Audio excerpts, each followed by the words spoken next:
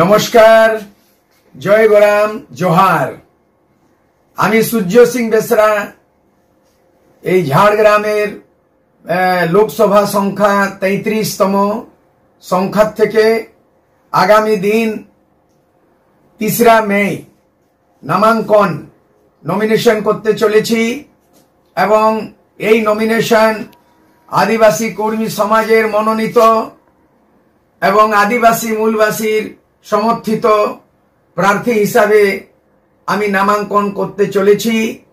এখানকার ঝাড়গ্রাম লোকসভার নির্বাচন ক্ষেত্রের মধ্যে 7টা বিধানসভা রয়েছে এবং এই 7টা বিধানসভার মধ্যে অ্যাপ্রক্স মোটামুটি 16 লাখ থেকে বেশি ভোটার রয়েছে।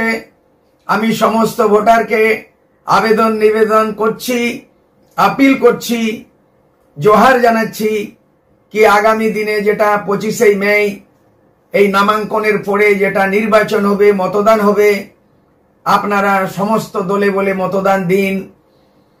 এই ঝাড়গ্রাম লোকসভা নির্বাচন ক্ষেত্র আদিবাসীর জন্য সুরক্ষিত, কিন্তু আদিবাসীর জন্য সুরক্ষিত হলেও এখানে মূলবাসী রয়েছে। এখানে যাদের দাবি দাবা, যাদের আন্দোলন মূলত আদিবাসী কুর্মী সমাজের একটা আন্দোলন চলেছে, তাদের দাবি নিজের জাতি গোষ্ঠীকে এসটি সিটে সামিল করার। তেমনি এখানে রয়েছে মূলবাসীদের যাদের 27% নৌকরির চাকরির ক্ষেত্রে গ্যারেন্টি, এবং রয়েছে এখানে আদিবাসী, বিশেষ করে এখানে সাঁওতাল সমাজ যেটা আদিবাসীর মধ্যে তাদের বৃহত্তর সংখ্যা। তাদের দাবি রয়েছে একটা ধর্ম নিয়ে, সারি ধর্ম নিয়ে, এবং এখানে সমস্ত এই এখানের জঙ্গলমহলের এখানের আন্দোলিত মানুষ তাদের এক সূত্রী এখানে রয়েছে জঙ্গলমহলকে অটোনোমাস কাউন্সিল বানাবার জন্য। জঙ্গলমহলকে গোর্খাল্যান্ডের মতো, যদি দার্জিলিং এ যদি গোর্খাল্যান্ড হতে পারে, তাহলে এখানের আদিবাসী মূলবাসীর জন্য জঙ্গলমহল অটোনোমাস কেন হবে না? অনেকগুলো দাবি রয়েছে, আপনারা সবাইকে শুনুন, কিন্তু আপনারা নির্বাচিত করুন একটা যোগ্য প্রার্থীকে, যে এখান থেকে নির্বাচিত হবার পরে লোকসভাতে রয়েছে 534 রয়েছে, তার মধ্যে আদিবাসী রিজার্ভ সিট 47।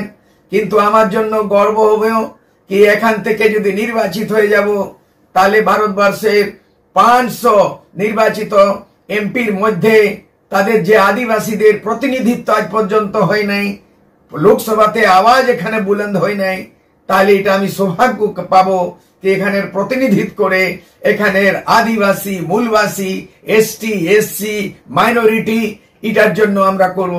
আমাদের বিকল্প, আমরা থার্ড অল্টারনেটিভ মানে 3রা বিকল্প হিসাবে আমরা দাঁড়িয়েছি।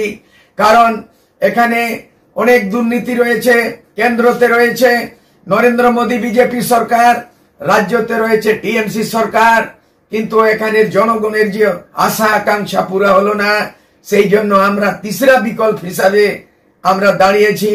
আদিবাসী মূলবাসী কুর্মী সমাজের হরমিতান সবাই মিলে আমরা যোগ্য প্রার্থী হিসাবে আমি দাঁড়িয়েছি। সেই জন্য আমার আগ্রহ, আমার আবেদন নিবেদন কি আপনারা এই 3 তারিখ আগামী 3 মে দলে বলে আপনারা আসুন, আর আপনার জাতি নির্বিশেষে, ধর্ম নির্বিশেষে আদিবাসী মূলবাসী যারা মৈত্রভাব করে, ঐক্যবদ্ধ করে আপনারা আসুন, আর এই সুযোগটা হারাবেন না। দলে বলে আপনাদের উপস্থিতি রাখুন, আর আগামী দিনে যে নির্বাচন হবে তাতে যুক্ত প্রার্থী হিসাবে জয়যুক্ত করুন। এই আপিল করে সমস্তকে আমি নমস্কার জানাচ্ছি। জয় গ্রাম, জোহার, নমস্কার।